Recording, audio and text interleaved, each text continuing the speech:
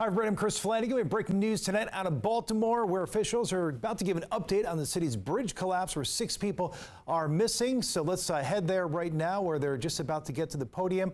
We'll get updated information. Those 6 missing people were construction workers. Let's listen in right now to the U.S. Coast Guard. The small boats that are out there, the Coast Guard cutter that's out there, the boats that go back and forth, bringing people out on scene to search for these individuals. So thank you to this entire community for helping in that regard. Second, I want to say thank you to the community for the outpouring of support to those first responders, and in particular the outpouring of support and prayers and support for the families of the 6 individuals.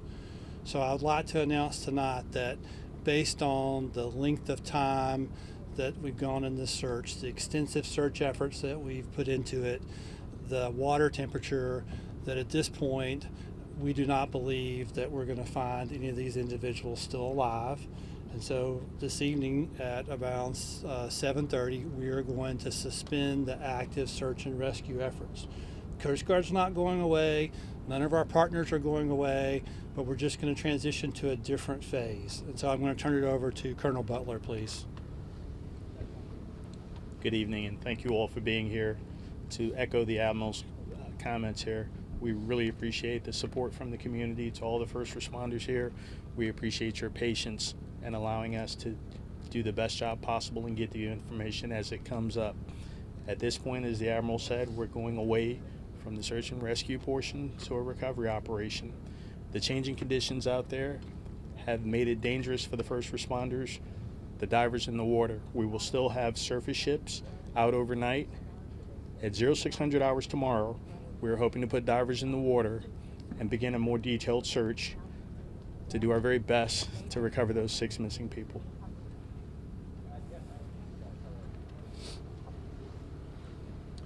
Thank you. With that, we have time for just a few questions. We know there's a lot of questions that still have to be answered, and we do have time for just a few. So if we could take a few, please. So do we think it's still just 6? There's talk of maybe other cars on the bridge? All the information we have is 6 individuals. Got it. Yes, sir. Can you go into detail about how difficult this might be for the recovery phase of this now? Like, what kind of challenges are you up against? Well, I'll start by saying I'm going to turn it over to the experts on diving. I'm not an expert on diving, but we've got very difficult water temperatures. You have structures from the bridge that are in the water that can move with the tides and currents, making that dangerous for divers and people in the water to actually try to do recovery. And we do not want to injure any of these first responders in this recovery effort. We absolutely want to be as safe as possible for everyone involved in this. And I'll let see Colonel Butler has anything he wants to add. Can you go into specifics about what the search and rescue entailed? Like, were there scuba divers, or was everything above water, sonar, any sort of equipment that might have been utilized over the past 12 hours? From the outset, we moved all those resources in with dive teams from various state, local, and county agencies. We also use sonar. We're doing our very best in some very difficult times and difficult conditions, which is why we're making that transition now. The last thing we want to do is put divers in the water with changing currents, low temperatures, very poor visibility, and so much metal and other unknown objects in the water. All it takes is one object to strike an individual, and all of a sudden we have a first responder trying to recover another first responder. I think at 0600 we'll find ourselves in a better position to understand the dynamics of what we're dealing with and to address the issue in a much safer manner. Did the authorities have 6 IDs now, and have those victims each been contacted, those families I should say? I can't speak on that. That's still in the investigative portion of this. Can you speak to some of the difficulties in actually retrieving the remains? Have any remains been retrieved so far? We've also heard reports that there might be individuals trapped inside of vehicles, that there might be debris that has made it more challenging for FBI and other law enforcement to deploy. All of that is unknown at this point, and as I said, we have to cease operations. We can't start again until we can assure the safety of those divers and the rescue personnel that are going to participate in this.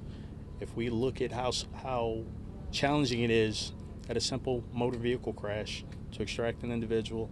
I'm sure we can all imagine how much harder it is to do it in inclement weather, when it's cold, under the water, with very limited to no visibility.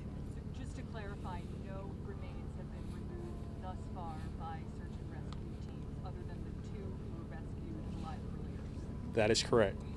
So, Colonel, you're confident then that no other vehicles made it onto that bridge before the collapse, or as it was collapsing, I should say? Based upon the fact the original information that was provided, the Maryland Transportation Authority Police Department was able to shut down traffic.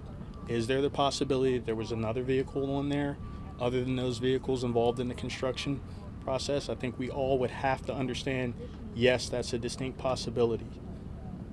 As unfortunate as it may be, it's a distinct possibility. However, we don't have any information to support that at this point. When Ma'am? you bring the divers out, do you have an idea of where these individuals are, if they were in cars or not, and do you know how long the recovery effort is going to take? We do not know at this point. I'm sure as you've seen some of the aerial photos, there is a tremendous amount of debris in the water from containers hanging off ships. We have to make sure those are shored up.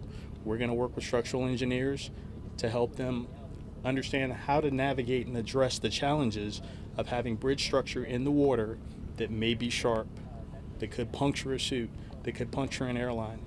All of these are things that we must take our time with. Do you know where the victims are located? This last question, by the way. I'm sorry? Where the victims are located in the water? Have you been able to find them yet, or if they're in cars or not? At this point, we do not know where they are, but we intend to give it our best effort to help these families find closure. How might inclement weather tomorrow impact the recovery efforts? Very clearly it could, but we're going to do everything in our power to help these families find closure. Thank you, How has Colonel. the boat been? Thank you, How Colonel. stable has the boat been? Miss, how do we throughout get this their process? names, title, spelling? Does anybody have? Folks, we're going to be establishing a unified command as well as a joint information center, and I know there's a lot of questions, and we're going to be providing that information where we will continue to provide updates. But that is the extent of our updates tonight. We thank you all for coming. Thank you.